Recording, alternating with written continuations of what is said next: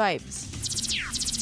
At 3 individual arestado sa operasyon laban sa ilegal na baril at sugal sa Batangas. Ang detalye ng balita, hatid pa rin ni DJ Joey Boy.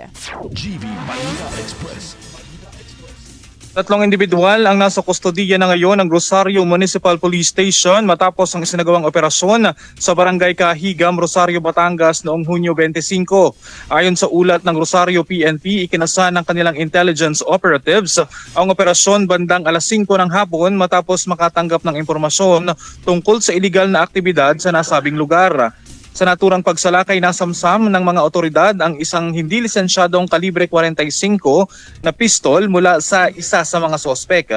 Bukod sa iligal na baril, arestado rin ang 2 pang kasamahan nito dahil sa paglabag sa Presidential Decree No. 1602 o ang Anti-Illegal Gambling Law.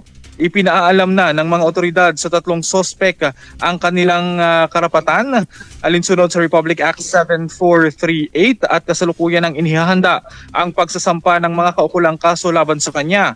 Ayon naman kay Police Lieutenant Colonel Mark Anthony Aningalan, OIC ng Rosario Municipal Police Station, ang operasyong ito ay bahagi ng kanilang pinaigting na kampanya laban sa mga loose firearms upang masiguro ang kaligtasan at kapayapaan ng mga residente sa kanilang bayan. Para sa GV Balita Express, ito si DJ Joey Boy sa GV 99.9, your good vibes.